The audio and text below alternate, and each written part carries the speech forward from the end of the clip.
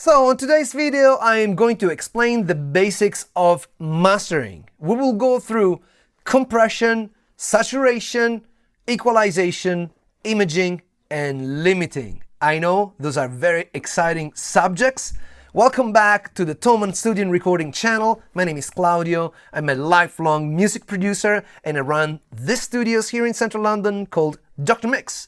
On this channel, I explain mixing, mastering, and production. The things that you like, don't you? If so, you really want to be subscribed to this channel by hitting that subscribe button and that notification bell. Let's dive straight into mastering. So broadly speaking, mastering is the process of enhancing and finalizing an existing mix in order to get it ready for distribution to the audience. So here I have an unmastered track, which is from one of the Dr. Mix episodes, right?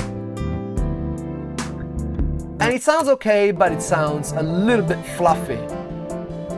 I probably would recommend to use headphones at this point because some of the stuff that I'm going to do is quite subtle. So let's begin with the beginning, compression. Let's go to the mixer, and this is the mix bus where I have put a few plugins. Let's go with the first one, which is Compressor, right? So this is an SSL style compressor from Native Instruments, and let's listen to what difference it makes. Alright, check out when the drums come in, yeah, right about now.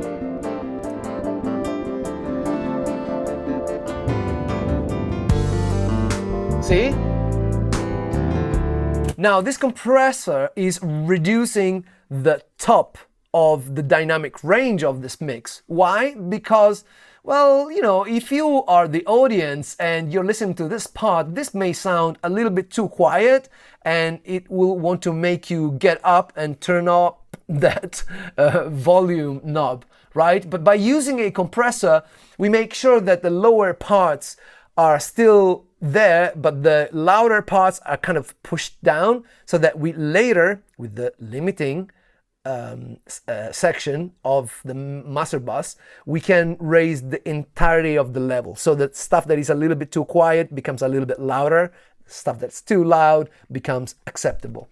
So obviously compression means that you have a few parameters like the threshold. So if we push down this threshold, the compressor will reduce more. You see how it's biting more of the music now?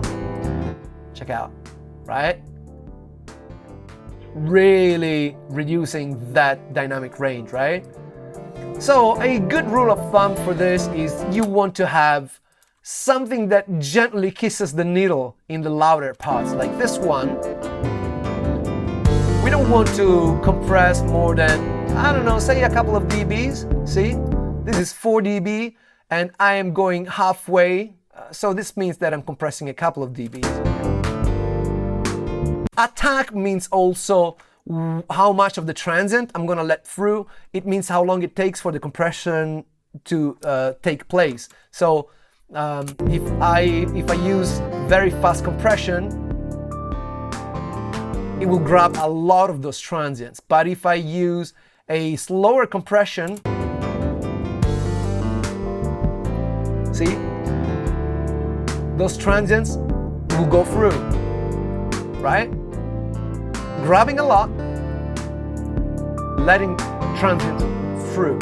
Usually I like to go around, 30 milliseconds. This SSL is pretty fast.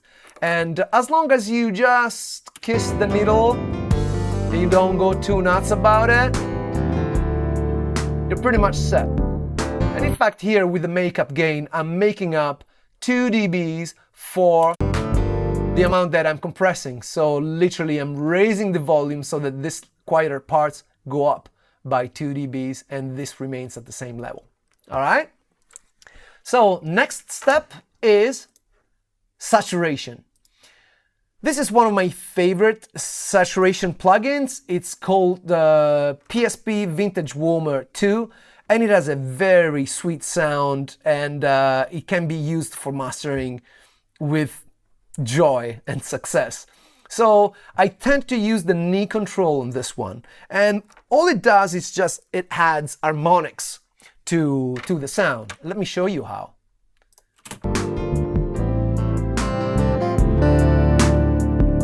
Of course, it raises the level a little bit as well. So maybe I want to pull it down like this. So before and after. Let me go back to the music, yeah. Before, after. Okay, let me exaggerate this so that you really get a sense of what this really does. Pull it down.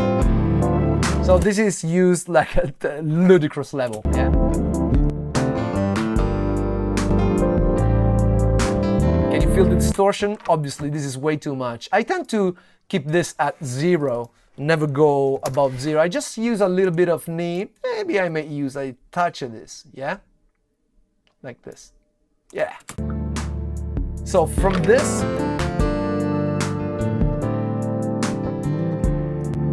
to this.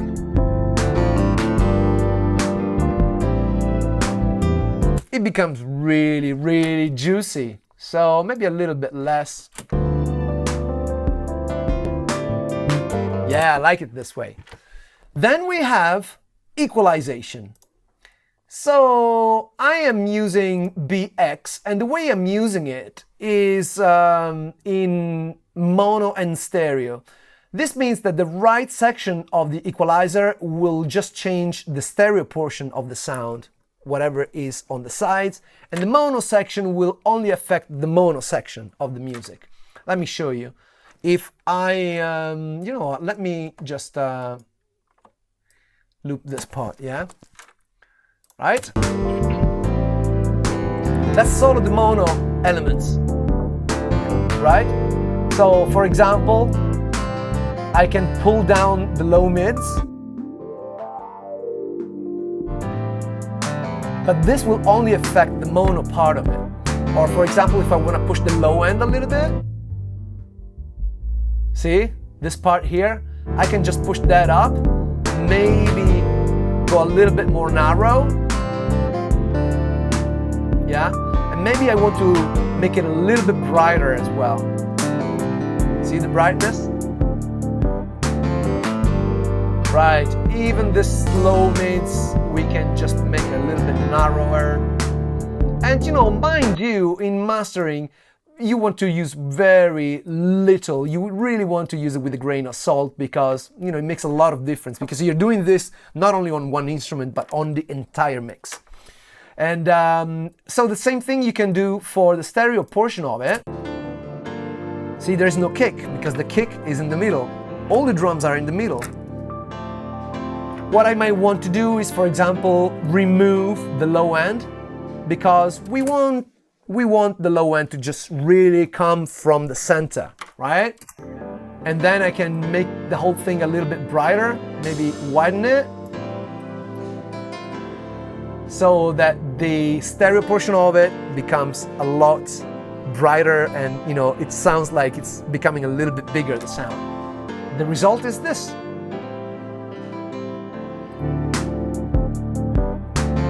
Before.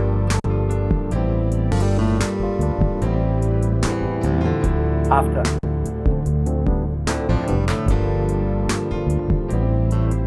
That's right. I mean, now I'm a bit exaggerating, obviously, but it's for, you know, demonstration purposes. Then we go to the second last element, which is the imaging.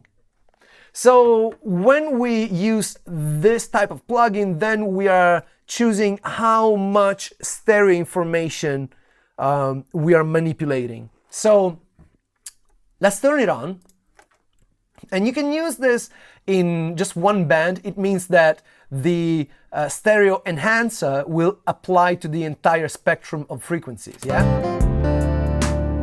But this is not something that we want to do. What we really want to do is we want to divide up the mix in a few sections. So this is the low end. This is the low mids, yeah? This is the mids, and this is the rest. So when I push these sliders, you will notice that the sound opens up, right? Check out. All right? I hope you're wearing headphones right now. Without it, and with it. See how everything becomes, wide? Now you want to be a little bit careful because, of course, the more you use the sliders, the more you enhance the stereo at the expense of the mono. So you really want to be, just very careful with it.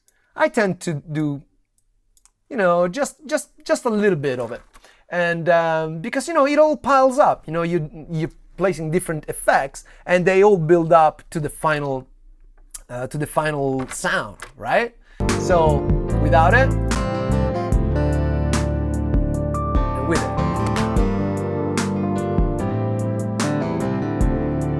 All right. Finally, the limiter. Now, the limiter is the very last step because it dictates how loud the entire mix will be.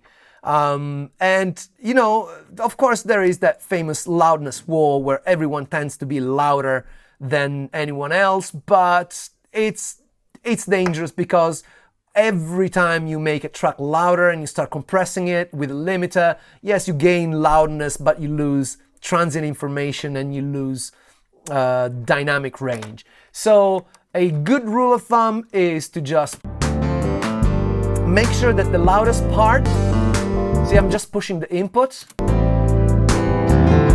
so that the output is maximized and we have a little bit of compression there. But this is way too much. We hit 6 right off the gate. So let's make sure again that we're gently kissing that needle. Right? So now the difference between the unmastered and the master is the following. Unmastered, mastered.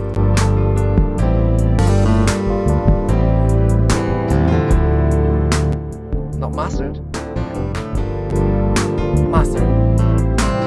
I mean, obviously this is a quick and dirty one, but you can dive into each of these aspects quite deep, and certainly we have here in the studios because we run a mixing, mastering, and production company. So we have studied the sounds that we like, the plugins that we like, and the pieces of hardware gear that we like. It's a very interesting subject, and I invite you to dig deeper into it because it's great. All right, if you have any questions, you're always welcome to ask them in the comments here below. Otherwise, I hope this was helpful to you, and I hope you're having a great day. See you later.